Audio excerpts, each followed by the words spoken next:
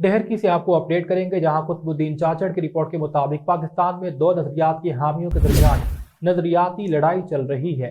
एक जानिब बालादस्त पंजाब और उसके इत्तेहादी, दूसरी जानिब सराइकी, सिंधी, बलोच, पश्तून मजलूम अक़वाम है। बालादस्त पंजाब पाकिस्तान को पंजाबिस्तान बनाना चाहता है। ख्वाजा फरीद साईं के मज़ार पर वर्ल्ड पंजाबी कॉन्फ्रेंस ब्लॉक के ज़ेर एहतमाम पंजाब की वसत पसंदी और कब्जागिरी है। ब्लॉक सराइकी कुछ इदारा है और पाकिस्तान की सालमियत के लिए खतरनाक है। रोही वर्ल्ड पंजाबी कॉन्फ्रेंस करना और दरबार बाबा फरीद पर वर्ल्ड पंजाबी कॉन्फ्रेंस करवाना ब्लॉक की बदतरीन तासुब पसंदी है।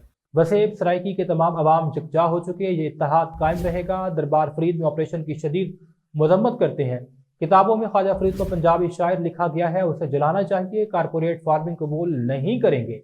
चौलिस्तान दहिंदी स्टेट की लूटमार भी कबूल नहीं। शहीद कोटा खत्म किया जाए। ज़मीनें मकामी लोगों का हक हैं। दरियाए सिंध से नई नहरों को भी मुस्तरद करते हैं।